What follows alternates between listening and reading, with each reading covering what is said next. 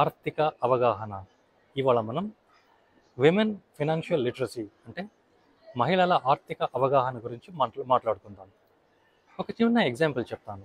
Super మార్కెట్లో ఈరోజు 1000 rupees కట్టే వస్తువులు 5 ఏళ్లకు ఇన్ఫ్లేషన్ వల్ల 1500 అవుతాయని మీకు తెలుసు కదా. అంటే మన డబ్బు విలువ నిశ్శబ్దంగా తగ్గిపోతుంది. అందుకే ప్రతి మహిళకు ఒక లైఫ్ స్కిల్ తప్పనిసరి. అదే ఆర్థిక అవగాహన, విమెన్ ఫినాన్షియల్ లిటరసీ. ఇది కేవలం నంబర్స్ ఆట కాదు, మనకు ఈ డబ్బు ఇచ్చే స్వతంత్రత, మన కుటుంబానికి భద్రత. చూడండి, ఇందిరా నూయి, పెప్సీకో మార్జీ సిఇఓ. ఆమె ఆర్థిక అవగాహన వల్లే లీడర్షిప్లో అగ్రస్థానాన్ని చేరుకున్నారు. ఫాల్గుని నాయర్, నైకా స్థాపకురాలు, చిన్న సేవింగ్స్ను విజన్గా మార్చి $1 బిలియన్ కంపెనీను నిర్మించారు.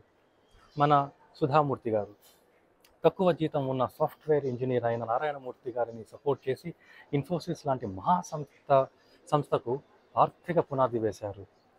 వీళ్ళందరికీ ఒకటే కామన్ పాయింట్ ఉంది. అదే మనీని భయపడకుండా జాగ్రత్తగా స్మార్ట్గా ఉపయోగించారు. కానీ చాలామంది మహిళలు ఇంకా గోల్డ్, క్యాష్, ఫిక్స్డ్ డిపాజిట్స్లోనే నిలవబెడుతున్నారు. వాళ్ళకి అది సేఫ్ అనిపిస్తుంది, కానీ నిజానికి వెల్త్ పెరగడమే లేదు. అందుకే గుర్తుంచుకోండి, ఆర్థిక అవగాహన అనేది లగ్జరీ కాదు, అది ఒక లైఫ్ స్కిల్.